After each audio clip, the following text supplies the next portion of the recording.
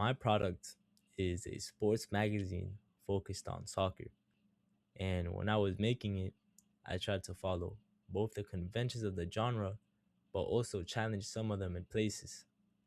Starting with what I followed, I used a bold masthead with the word sports at the top of the cover, which is pretty much a standard thing you see across sports magazines like 442 or Sports Illustrated. I also went with a black and teal color palette, which I noticed a lot of sports media uses because it gives off this feeling of energy and professionalism. And then the cover has a central athlete figure, which is again something you see everywhere in the genre. It's basically how magazines signal to the audience this is someone worth looking up to. But I didn't just copy what everyone else does. Usually, big sports magazines put globally famous players on the cover, players like Messi or Ronaldo. I went with a younger, lesser known player instead. That was a choice I made because one of the main themes of my magazine is about giving younger talent the spotlight they don't usually get, which actually leads into the social groups side of things. My magazine focuses a lot on representing youth in sports, the main article being called The Best Young Stars, and it features players like Lamine Yamal, teenagers who are already playing at the top level. I think that matters because mainstream sports media tends to focus on established veterans, and younger athletes don't get as much coverage even when they're genuinely playing at an elite level. My magazine pushes back on that. And then the table of contents also covers things like modern fashion and elite equipment, which I thought was important because soccer culture, especially for younger audiences, isn't just about the game itself. It's a whole lifestyle and identity, and I wanted the magazine to reflect that. My target audience is specific: young soccer fans, probably around 13 to 25, who are into both the sport and the culture around it.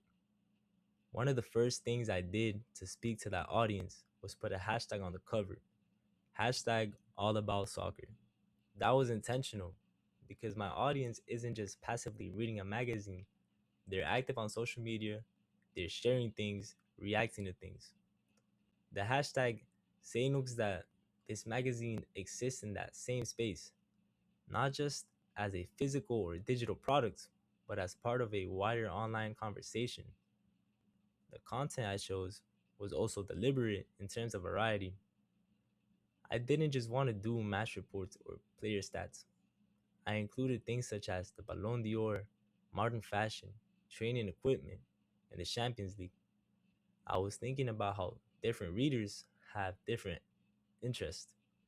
Not everyone reading it will care about fashion, but they might care about the Champions League, and vice versa. In terms of distribution, if this were a real product, I'd go digital first. Print is declining, but digital magazines, especially interactive ones, they're growing.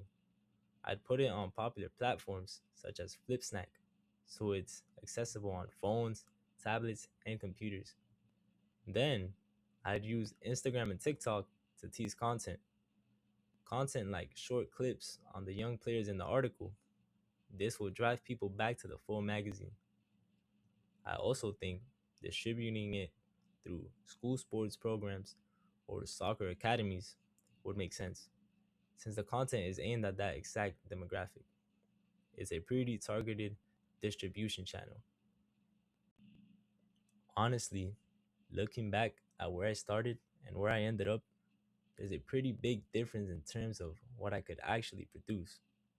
At the beginning, I had basically no experience with layout or design.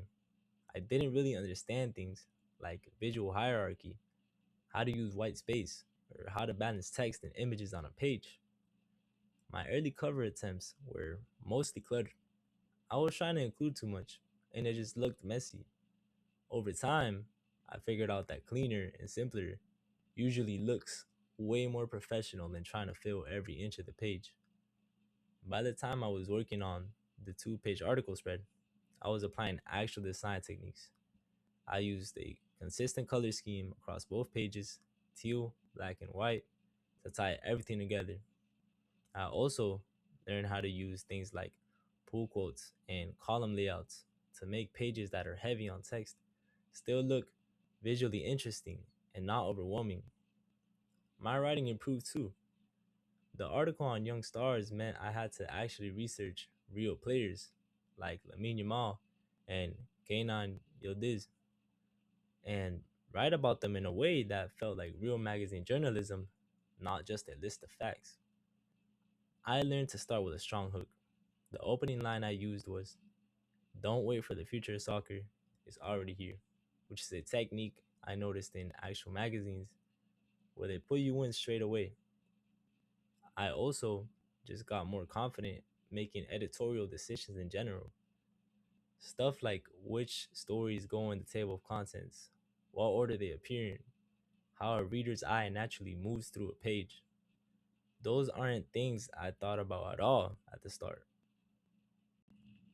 For this project, I had to bring together a few different technologies across software, hardware, and online platforms. On the software side of things, I used Canvas as a design tool to build all 3 pages of my magazine. I was working with things like layering, text formatting, image masking, and color tools to get the pages looking right. Early on, I kept struggling with aligning things properly and keeping spacing consistent, but I developed a better workflow the more I practiced. For hardware, I used the camera to take the original photos I used in the magazine. The project required all images to be original, so I couldn't just pull things off the internet. I had to actually think about composition and lighting when I was shooting. For example, the photo on the article spread needed to show a player in motion and also sit properly inside a teal bordered frame in the layout. So I had to think about the background and angle in advance. Online, I used the internet for research, especially for the article on young players. I had to actually evaluate sources and then write everything in my own words rather than just copying information.